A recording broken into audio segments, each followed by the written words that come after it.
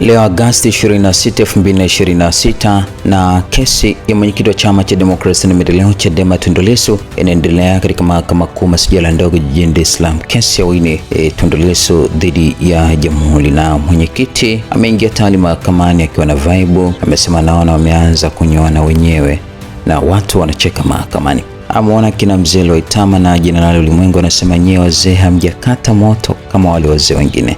Nimemwona makamu mwenyekiti Heche anasema makamu, ongeza peleka moto. Tunawaona mashahidi watatu wa Mheshimiwa Lissu hapa mahakamani, John Heche, John Mnyika pamoja na Amani Golugwa, lakini pia majaji wameingia tayari mdau, na wakati anaingia watu walikuwa wanaimba mtetezi wa wanyonge kwa sauti na kwa vibe kubwa mahakamani.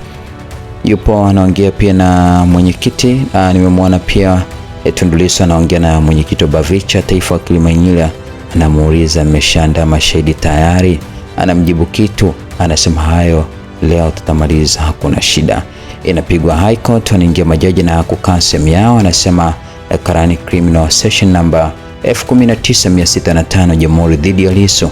Anasema Majue Zegeri wakili wa serikali yupo na Katuga, Job Mrema, Ignas Mwinuka, Thawabu Isa, Kathbeti Mbilinge na Wini Wakasa. Kikundi chote kinawakilisha Jamhuri na Lissu yupo anajiwakilisha mwenyewe. Mheshimiwa majaji, nami niko tayari, anajibu Lissu, na mashahidi wangu wako humu, naomba watoke ila wasikae mbali.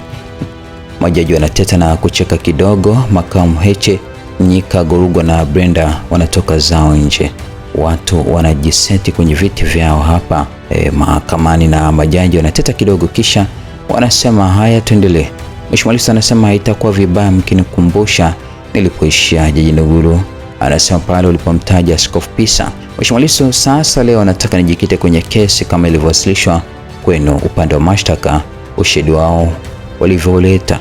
Mheshimiwa majaji, naomba niseme utangulizi ufuatao. Kwanza, mashahidi walioletwa mbele yenu ni mashahidi wa aina gani na ushahidi wao unapaswa upewe uzito wa aina gani? Pili nitazungumzia ushahidi wenyewe, ushahidi uliotolewa na mashahidi hawa, na nitaonesha kuna kosa la uhaini na kuna kosa lolote la jinai. Kwa hiyo hayo ndio mawili ya utangulizi. Sasa nianze na la kwanza kuhusu hao mashahidi.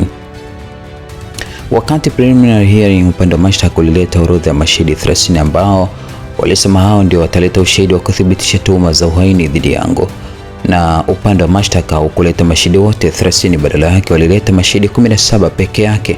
Hao 13 ambao hawakuletwa kwa sababu muhimu fulani, na nitazisema. Hiyo omission yao mashahidi 13 is neither insignificant nor without importance, na sio kwa sababu hawana maana na sio kwa sababu hawana umuhimu. Nianze na ambao waliletwa. Katika mashahidi 17 walioletwa, mashahidi 8 ni askari polisi, mashahidi 9 waliobaki ni mashahidi wa kificho. Mahakama haiwafahamu majina yao, haiwafahamu kabisa, haiwafahamu wanaishi wapi, haifahamu wanafanya kazi gani, na haifahamu chochote zaidi ya majina ya P1, P2 na P ni huko. Inaweza kuwa kumekuwa na throughout hapa kesi ikiwa inaendelea, kwa sababu mahakama haiwajui na upande wa utetezi hauwajui hata kidogo. Kwa hiyo ushahidi wa hao mashahidi 9 ni ushahidi wa watu wasiojulikana, na mahakama wala utetezi watu pekee wanaowajua ni waendesha mashtaka waliowaleta.